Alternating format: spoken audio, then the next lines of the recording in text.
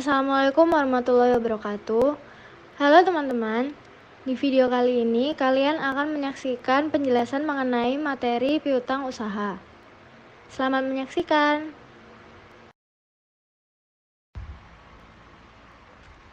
Pengertian piutang usaha.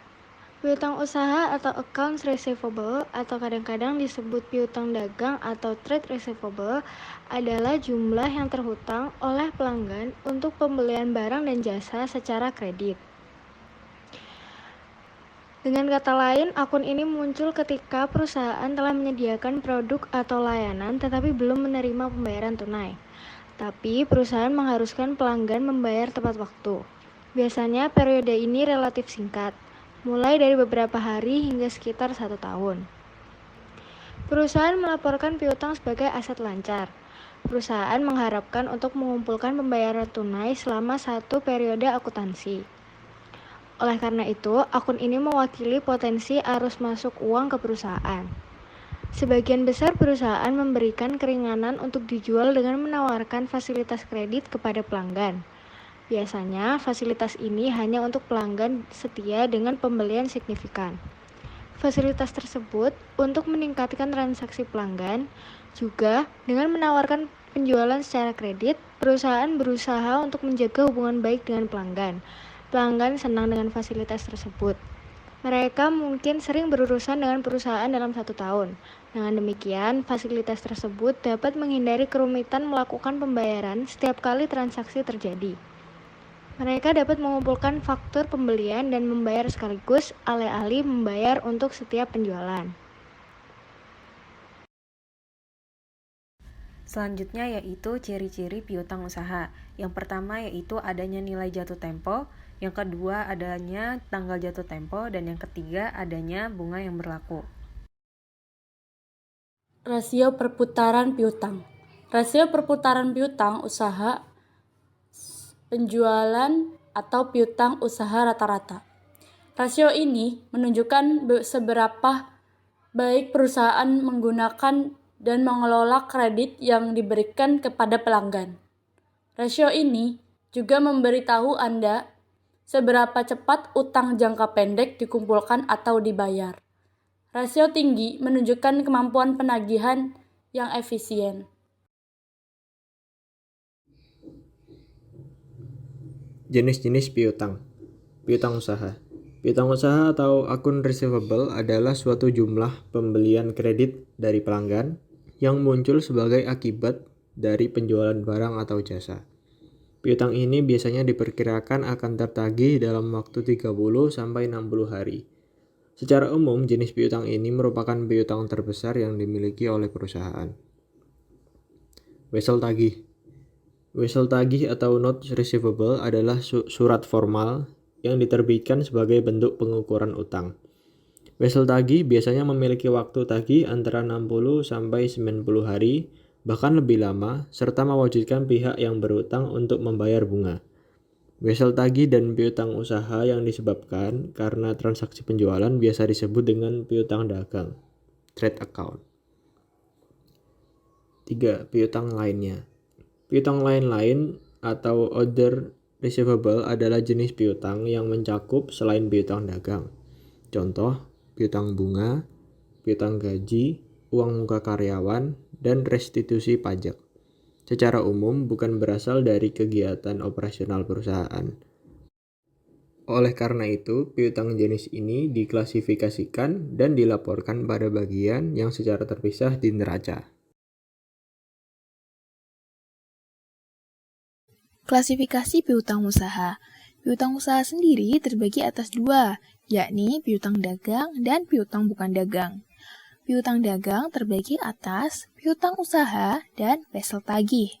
Sedangkan piutang bukan dagang terbagi atas penjualan surat berharga atau kepemilikan, uang muka bagi para pemegang saham, pembayaran di awal pembelian, tuntutan atas kerugian atau kerusakan produk, saham yang harus disetor, dilakukan setoran untuk menjamin kontrak, dan setoran kepada kreditur dan perusahaan umum.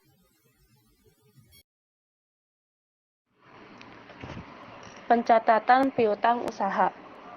Perusahaan harus membuat suatu pencadangan piutang apabila nanti tidak dapat tertagih. Pencadangan piutang tersebut didapatkan dari taksiran jumlah piutang yang tidak akan ditagih dalam periode tersebut. Dalam membuat cadangan kerugian piutang tak tertagih, harus memperhatikan dasar utama, yaitu 1. Jumlah penjualan atau presentasi tertentu dari penjualan, yang berarti cadangan kerugian piutang didasarkan dari presentase dari saldo akun penjualan. Kedua, saldo piutang.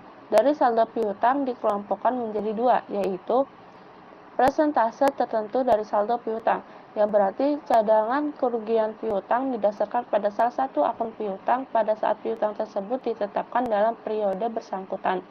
Dan analisis umur piutang, yaitu metode pembuatan cadangan kerugian piutang di mana cadangan piutang yang tidak dapat ditagih dari suatu perusahaan didasarkan pada besar risiko atau kemungkinan tidak tertagihnya piutang. Contoh soal piutang usaha. PT Delima Jaya adalah sebuah perusahaan vehicle manufacture yang menjual produknya kepada pabrik Lyong senilai 150 juta. Pihak pabrik kopi Lyong baru membayarkan sebagiannya, yaitu senilai 25 juta, dan sisanya akan dilunasi pada bulan berikutnya. Jika dibuat dalam bentuk jurnal umum, piutang usaha tersebut akan menjadi seperti di bawah ini. Kas sebesar 25 juta berada di sisi debit, piutang usaha sebesar 125 juta berada di sisi debit, penjualan sebesar 150 juta berada di sisi kredit. Metode penghapusan piutang usaha. Penghapusan piutang adalah tindakan yang diambil perusahaan untuk menghadapi piutang yang tak dapat ditagih. Penghapusan piutang jadi salah satu bentuk kerugian yang dialami perusahaan. Pada umumnya, ada 2 metode yang lazim digunakan untuk melakukan penghapusan piutang, yaitu metode langsung dan metode cadangan. Metode langsung.